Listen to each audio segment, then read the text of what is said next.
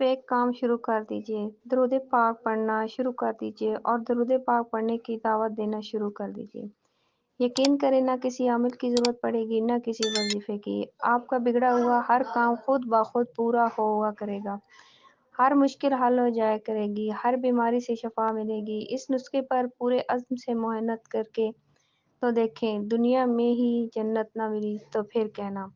بس درود پاک پڑھنا شروع کر دیں، ہر لمحہ پڑھیں، ہر سانس پڑھیں، ان چکروں میں نہ پڑیں کہ رزلٹ کب ملتا ہے، درود پڑھنے کا یا مشکل کب حل ہوگی۔ یہ کمزور ایمان والوں کی باتیں ہوتی ہیں۔ آپ تو یہ کہا کرو، اب سرکار آقا جان سے رشتہ جوڑ لیا ہے، اب ہمیں کسی عامل اور کسی عمل کی ضرورت نہیں، اب ہماری بگڑی بات بن جائے گی، کیونکہ یہ وہ دربار ہے جہاں ٹوٹے دل جوڑے جاتے ہیں، غم دور کیے جاتے ہیں۔ اب تو نصیب جاگیں گے، 1 کروڑ کی نیت کریں، گن کر پڑھنا شروع کر دیں، دن رات میں جتنا مرضی پڑھ لیں، لیکن پڑھیں ضرور۔ محمد مصطفیٰ رسول اللہ صلی اللہ علیہ وآلہ وسلم وصحابہ وبارک وسلم۔